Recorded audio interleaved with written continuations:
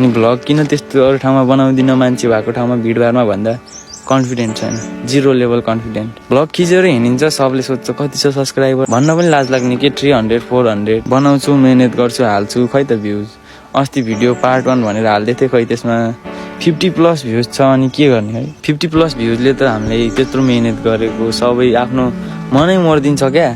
अनि भिडियो बनाउने मन लाग्दैन क्या, सपोर्टै छैन क्या, सब भ्लगर निस्क्यो अनि कसलाई सपोर्ट गर्न सक्छ। अलिअलि भ्युज आइदिन पऱ्यो, आफ्नो निरन्तर सब्सक्राइब प्लस हुन पऱ्यो, त्यति भएपछि त जस्तो ठाउँमा पनि कन्फिडेन्ट आउने रहेछ क्या। सब्सक्राइबर नभएपछि त भ्लग बनाउनु पनि कन्फिडेन्ट नआउने के, लाज लाग्ने छ। त्यसले के भन्ने होला, यस्तो सब्सक्राइबर छैन, यस्तो दुःख गरी हिँडेर भन्ने हो कि यताउति भन्ने हो कि भन्ने एकदम लाज लाग्ने क्या। म चाहिँ त्यो पोइन्टले अगाडि बढ्न नसक्या हो क्या। अलिअलि सब्सक्राइबर भेटाएको भए, मैले अलिअलि भ्युज भेटाएको भए चाहिँ म अगाडि बढ्थेँ क्या। अब भ्युजै भेटाएन, अब म आफै त्यस्तो कन्टेन्ट दिन नसके होला, त्यो मेरै गल्ती हो है।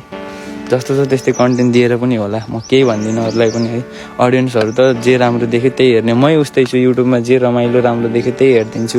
अब आफ्नो कोसिस बेस्ट गर्छु। मलाई कन्फिडेन्ट पनि एकदम 0